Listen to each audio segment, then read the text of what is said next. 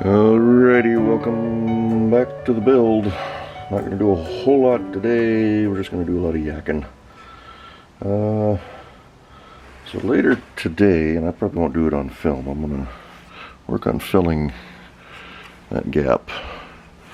And if you can see it on camera there, there's a little bit on the bottom there I may try to work on too. Take some thin strip styrene and glue it in there and just kind of sand it down to make it fit. The other side is looking really good. Got to try to find or make a little patch piece for that. Actually, I don't know if that's in the bottom of the box. I doubt it. Is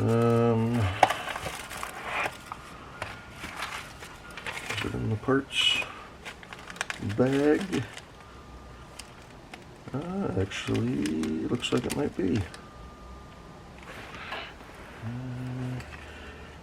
One side is, yeah, looks like we got it right inside there. It's showing, so I think we'll be okay. So, alrighty. Update. So if you watched the last video on this, you know that I was looking for handrails. There's the nose we cut off. And got a couple of handrails, grab irons there, and they're different sizes. I was trying to find these drop down, I don't know if it's showing up real well, the angle downward. Needed to find some of those, so I jumped online and found some on eBay. They showed up, which is good because it's actually listing as a March delivery date, but they showed up a week later. But there's a problem with them. They're way too fine. You see the rails that are on there now, and you see these little itty bitty ones?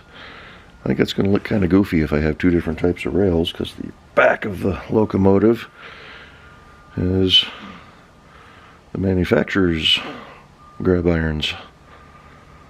So I'll throw these in the parts bin. They weren't expensive. I think it was about $6. They may actually be a little bit narrow too. I may need to go with a 20-inch. But I had an epiphany. I know they probably got pills for that now, right? Scrambling around trying to find grab irons, and it dawned on me, why not go to the manufacturer of the model? Go to Bachmann. So I jumped on their website. I think we looked at this last time. You know, there's a parts breakdown. You can get parts for these things. I don't know if it shows. Yeah, they're actually not listed on here. It's just you sell the whole shell. But I went to their website, and you can get individual grab irons for the GP30. Now they limit you to no more than 10 at a time.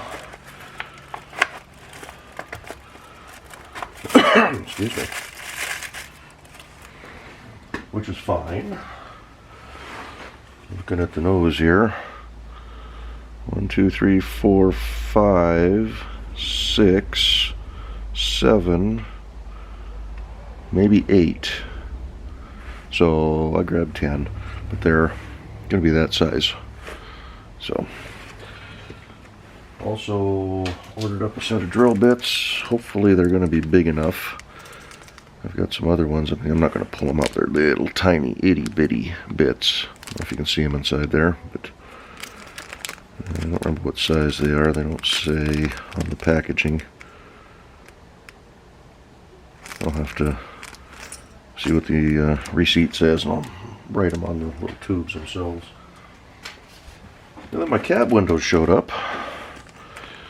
My all-weather windows, but I think I goofed on these too. I think they're going to be a little bit too small.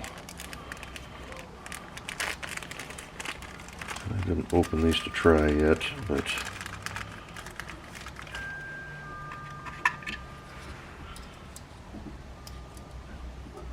no, actually they would work. They would work. Okay. Just big enough.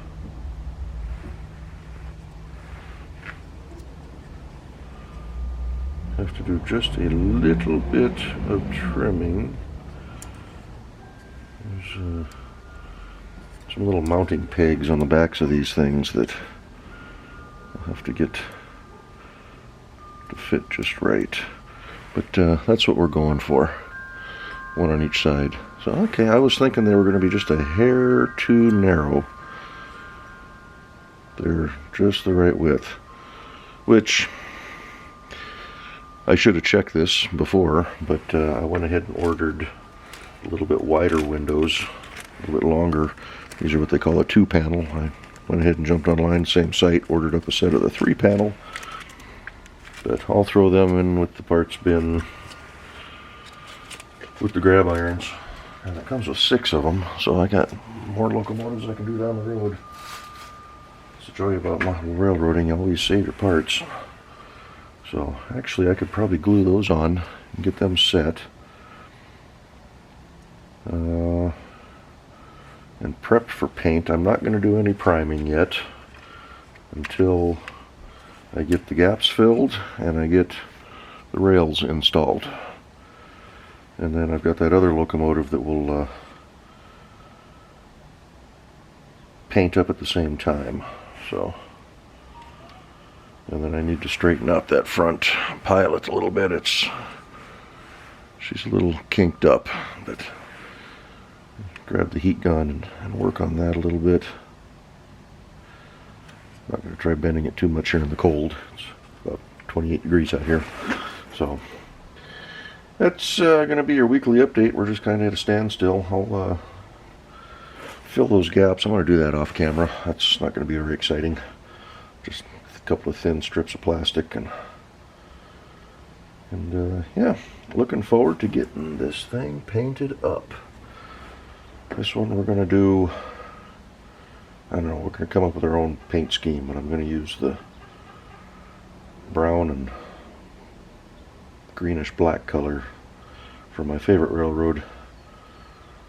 And I may even just throw some paint on these parts too, and again they can sit aside, you know, the body shop or something for the locomotive. So anyway, another useless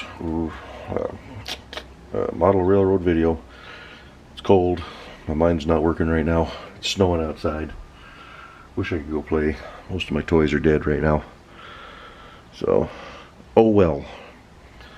We'll bring you back when we get some progress going on this thing. Maybe next weekend. Hopefully those stirrups, those steps will show up. And, yeah. Alrighty. Thanks for watching. We'll catch you on the next one. Bye-bye. Alright, just a quick follow-up. I was going to just take a what do you call that, a picture for the thumbnail. So I put the body, you know, back on the chassis, and I went to go slip the new hood over, and she don't fit. That's where your handbrake would ride. It's hitting the chassis. I'm going to have to do some Dremel work on the metal chassis to get that to slide down. Interesting. Yeah, the factory unit, factory hood is a little bit narrower right there. This one's quite a bit deeper. Interesting. Good thing I tried that. So, I guess no good thumbnail. Good thing I got a Dremel. I'll have to do a little bit of work on that. That'll be a good video. But, oh well, I was hoping to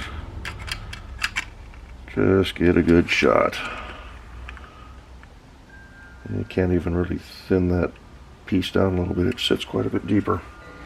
So, okay, well, that's going to do it for real this time. Bye-bye.